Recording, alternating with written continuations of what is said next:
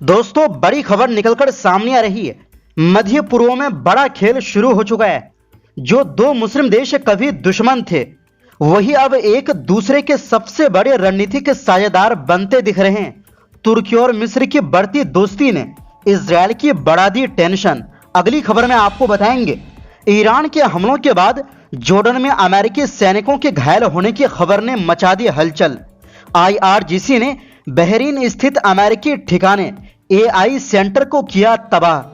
और आखिर में बताएंगे, फीफा वर्ल्ड कप फाइनल से पहले अमेरिका में लाखों लोग आ गए जंगल की आग के धुएं की चपेट में। कई शहरों में हेल्थ अलर्ट जारी।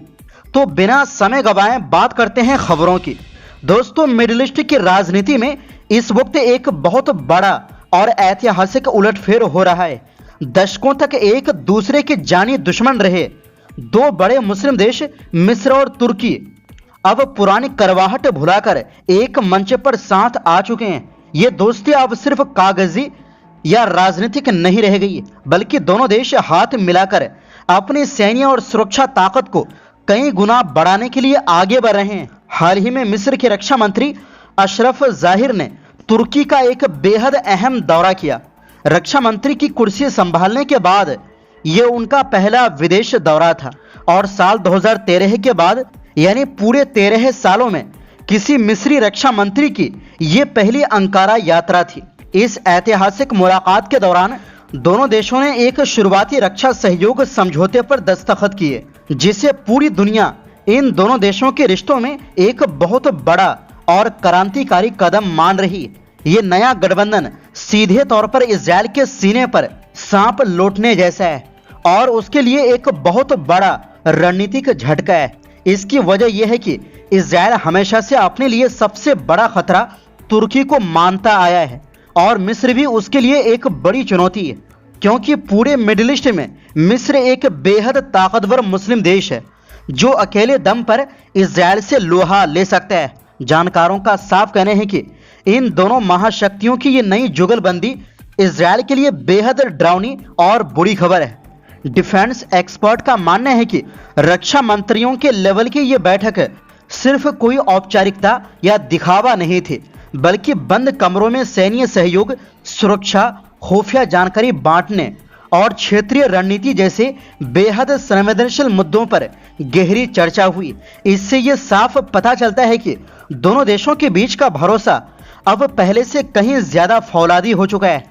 इनसाइड से रिपोर्ट्स की माने तो मिस्र और तुर्की अब ज्वाइंट मिलिट्री एक्सरसाइज, खुफिया इनपुट्स साझा करने, आधुनिक हथियारों के लेन देन और मिलिट्री ट्रेनिंग को तेजी से बढ़ाने पर काम शुरू कर चुके हैं। आने वाले वक्त में दोनों देशों के बीच डिफेंस मैन्युफैक्चरिंग यानी मिलकर हथियार बनाने के क्षेत्र में भी एक बड़ी पार्टनरशिप देखने को मिल सकती है। खास तौर पर रक्षा गलियारों में ये भी चर्चा गर्म है कि दोनों देशों के बीच ड्रोन टेक्नोलॉजी और डिफेंस इंडस्ट्री को लेकर तगड़ा सहयोग बढ़ रहा है। हालांकि अभी तक इसकी कोई आधिकारिक पुष्टि नहीं की गई। जानकारों का कहना है कि आगे चलकर दोनों देशों के बीच साझा सैन्य अभ्यास, आतंकवाद के खिलाफ जंग और एनर्जी सिक्योरिटी जैसे बड़े मोर्चों पर भी बेहतरीन तालमेल दिखाई देगा। कुछ एक्सपर्ट तो यहां तक दावा कर रहे हैं कि आने वाले दिनों में मिस्र और तुर्की के बीच एक बड़ा और मुकम्मल रक्षा समझौता भी साइन हो सकता है, जिसकी अभी सिर्फ तैयारी चल रही।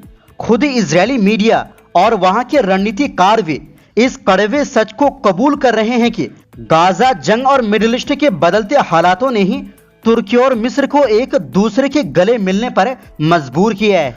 कुछ विश्लेषकों का मानना है कि इन दोनों बड़ी सैन्य ताकतों का इस तरह एक साथ आना पूरे मिडिल ईस्ट में पावर गेम यानी बैलेंस ऑफ पावर को पूरी तरह पलटकर रख देगा, जो इजरायल समेत कई देशों के लिए एक नया और बड़ा सिरदर्द बनने वाला है। वहीं दूसरी ओर दोस्तों, मध्य पूर्व में अमेरिका और ईरान के बीच तनाव लगातार बढ़ता जा रहा है। अमेरिकी मीडिया रिपोर्ट के मुताबिक इस सप्ताह ईरान के हमलों में जॉर्डन स्थित अमेरिकी सैन्य ठिकानों पर तैनात कई अमेरिकी सैनिक घायल हो गए हैं। हालांकि किसी अमेरिकी या जॉर्डन के सैनिक की मौत की पुष्टि नहीं हुई। CBS न्यूज की रिपोर्ट के अनुसार ईरान ने इस सप्ताह जॉर्डन के कम से कम 2 सैन्य अड्डों को निशाना बनाया।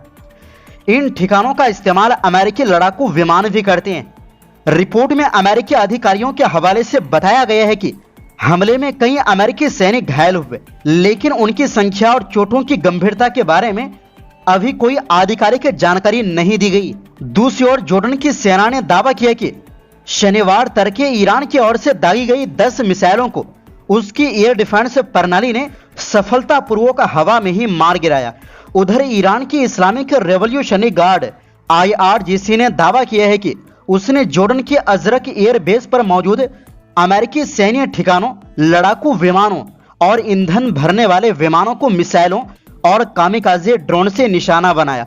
इससे पहले IRGC ने ऐलान किया था कि उसने बहरीन में मौजूद अमेरिकी ड्रोन नौकाओं के एक बड़े ठिकाने और बहरीन के मुख्य आर्टिफिशियल इंटेलिजेंस यानी AI सेंटर को निशाना बनाकर तबाह कर दिया। IRGC के बयान के मुताबिक ये कार्रवाई अमेरिका द्वारा ईरान में पुलों और अन्य बुनियादी ढांचे पर किए गए हमलों के जवाब में की गई। ईरान का कहना है कि अमेरिकी हमलों में कई आम नागरिक मारे गए और घायल हुए, जिसके बाद जवाबी कार्रवाई की गई। ईरानी रेवोल्यूशनरी गार्ड ने कहा कि बहरीन में मौजूद अमेरिकी ड्रोन नौकाओं के डिपो पर हमला किया गया, जिसमें कई ड्रोन नौकाएं जलकर नष्ट हो गई। IRGC ने यह भी दावा किया कि उसने बहरीन के मुख्य आर्टिफिशियल इंटेलिजेंस AI सेंटर को पूरी तरह तबाह कर दिया।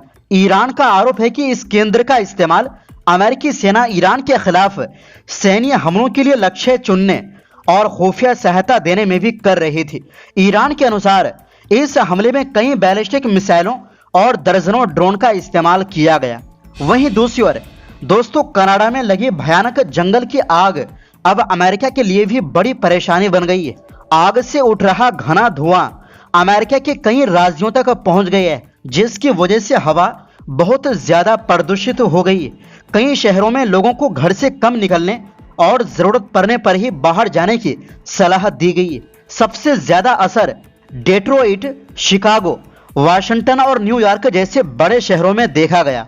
कई जगहों पर धुएं की वजह से आसमान धुंधला हो गया और दूर की इमारतें तक साफ दिखाई नहीं दे रही थी।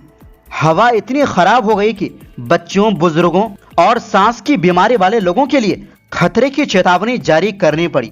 दरअसल रविवार को न्यू जर्सी में होने वाले फीफा वर्ल्ड कप फाइनल पर भी इसका असर पड़ सकता है। मैच खुले स्टेडियम में खेला जाना है, इसलिए आयोजक लगातार मौसम और हवा की क्वालिटी पर नजर रख रहे हैं। मौसम विभाग का कहना है कि शनिवार तक धुआं और बढ़ सकता है, लेकिन रविवार तक हालात कुछ बेहतर होने की उम्मीद है। इस बीच अमेरिकी राष्ट्रपति ट्रंप ने कनाडा पर नाराजगी जताई। उन्होंने कहा कि अमेरिका को कनाडा से आने वाली गंदी और प्रदूषित हवा का सामना करना पड़ रहा है, जो बिल्कुल स्वीकार नहीं किया जा सकता। ट्रंप ने कहा कि वो इस मुद्दे पर कनाडा के प्रधानमंत्री से बात करेंगे। खराब हवा की वजह से अमेरिका के कई शहरों में लोग मास्क पहनकर बाहर निकल रहे हैं। न्यूयॉर्क में लोगों को मुफ्त मास्क भी बांटे जा रहे हैं ताकि वो धुएं से बच सकें। विशेषज्ञों का कहना है कि जंगल की आग का धुआं सिर्फ लकड़ी के जलने से नहीं बनता, बल्कि इसमें प्लास्टिक, पेंट और दूसरी चीजों के बेहद छोटे छोटे जहरीले कण भी मिल जाते हैं। ये कण सांस के साथ शरीर में चले जाते हैं और फेफड़ों व दिल को नुकसान पहुंचा सकते हैं। उधर कनाडा में हालात अभी भी गंभीर है। वहां 200 से ज्यादा जंगल की आग अब भी बेकाबू है। कई इलाकों से लोगों को सुरक्षित जगहों पर भेज दिया गया है और आग बुझाने के लिए विमान और दमकल की टीमें लगातार काम कर रही है। तो फिलहाल के लिए इस रिपोर्ट में बस इतना ही। फिर मिलते हैं एक नई रिपोर्ट्स के साथ।